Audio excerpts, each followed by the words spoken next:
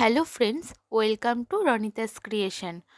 তো আজ আবার দুজনে বেরিয়েছি বাইকে করে একটা ছোট্ট ট্রিপের উদ্দেশ্যে। তো চলো দেখতে থাকো ভিডিওটা।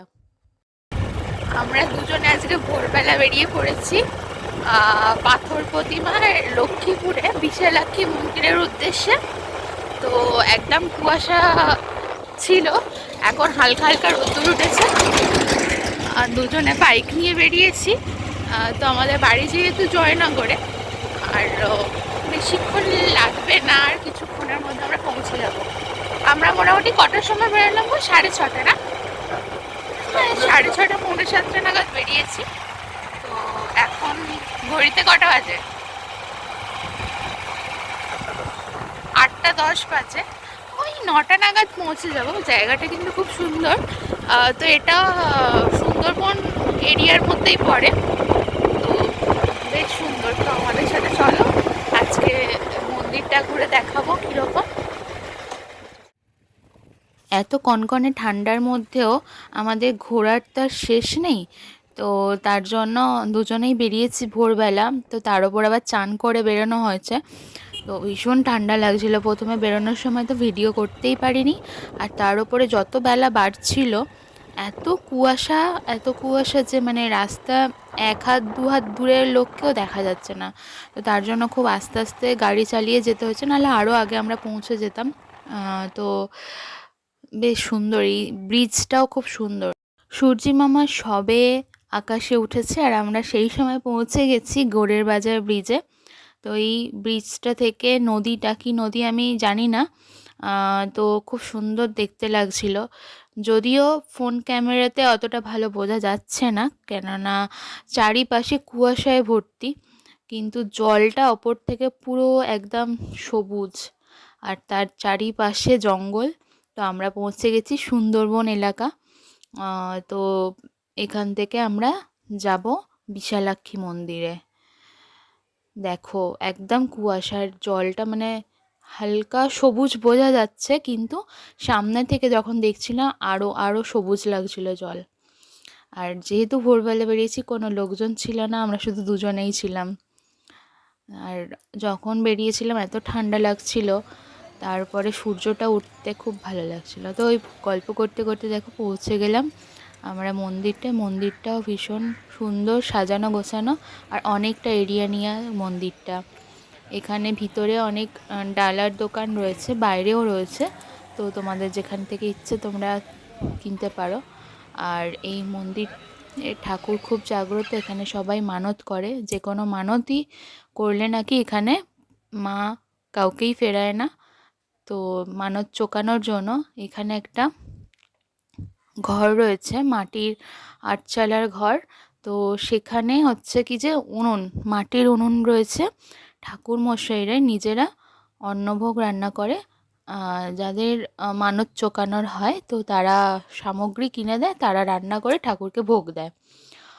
আর এখানে শুনলাম গিয়ে একটা কাকুর মুখ থেকে যে মাঘ মাসের না, মাঘী পূর্ণিমার সময় থেকে 15 দিন এখানে মেলা বসে, বিশাল বড় মেলা। তো এই হলো ঠাকুর।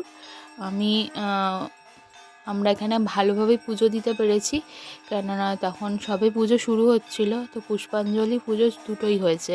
এখানে বেশ ব্যবস্থাটা ভালো, বেশ কিছু জনকে নিয়ে পুজো হয়, তারপরে আবার তারা উঠে গেলে আবার পরে কিছুজন নিয়ে আবার তারা পুষ্পাঞ্জলি দেয়।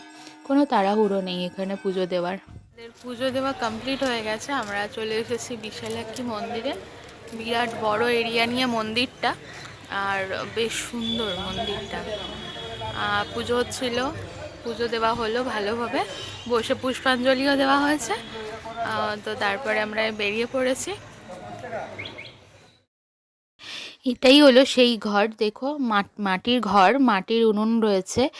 আর একজনরা এসেছিলেন, তাদের হয়তো মানত ছিল, তো মানত চোকানোর জন্য তো উনি সব সামগ্রী কিনে এনেছিলেন। আর এই ঠাকুর মশাই উনি রান্না করবেন বলে জোগাড় যন্ত্র করছিলেন। তো ওনার সাথে আমি জিজ্ঞাসা করছিলাম কি কি ভোগ রান্না হয় এখানে। তো উনি বললেন সমস্ত কিছুই ভোগ দেওয়া হয়, আপনার মনে যা ইচ্ছা থাকবে ঠাকুরকে দেওয়ার সেগুলোই করা হয়। আর এই পিছনের পুকুরটা হচ্ছে কি যে ঠাকুরের পুকুর, এখানে হাত পা মুখ ধুয়ে তারপরে কিন্তু পুজো দেওয়া হয়। এরপরে আমাদের কোনো প্ল্যান ছিল না, ছিল বাড়ি চলে আসা, কিন্তু এই ফেরিঘাটে গিয়ে একটা কাকুর সাথে দেখা হলো।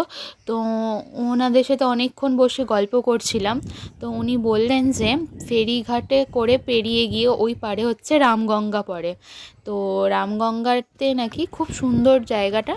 তো ওখান থেকেও মানে মানে এতে লঞ্চে করে বা ফুটবুটি যাই বলো না কেন, এটাতে করে নাকি বাইকও যায়, মানে বাইক বা সাইকেল নিয়ে ওপারে যায়। তো সেরকমই আমাদের তাহলে প্ল্যান হলো যে তাহলে ওপারে যাই, আমরা গিয়ে রামগঙ্গা থেকে বাড়ি চলে আসবো। তো সত্যি যদি না যেতাম, জায়গাটা এতটাই সুন্দর, মানে খুব মিস করতাম। মানে এই ফেরি ঘাটটা আমি জাস্ট প্রেমে পড়ে গেছি এখানে। মানে গাছপালা, মানে চারিদিকে বন জঙ্গল, মাঝখান দিয়ে কাঠের সাঁকো, আর এই সরু রাস্তা, এতটাই সরু, একটা যদি বাইক যায় আর একটা মানুষের পাস করার মতো রাস্তা নেই, এতটাই সরু।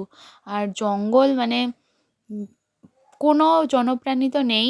আর যদি ফেরিঘাটের ফেরি বেরিয়ে যায়, কোনো লোকজন যদি না থাকে, রীতিমতো ভয় লাগবে জঙ্গলটা দেখলে। পুরো নিস্তব্ধ, মানে এরকম দুপুরবেলার সময়ও ঝিঝি পোকা ডাকছে পুরো জঙ্গলের ভিতরে।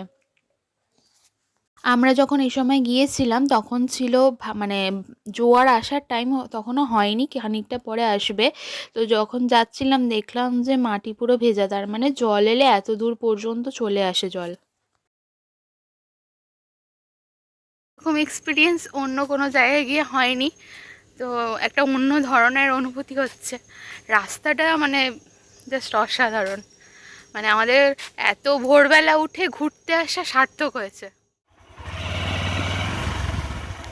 একদম সরু রাস্তা, মানে একটাই গাড়ি যাবে এরকম রাস্তা রয়েছে।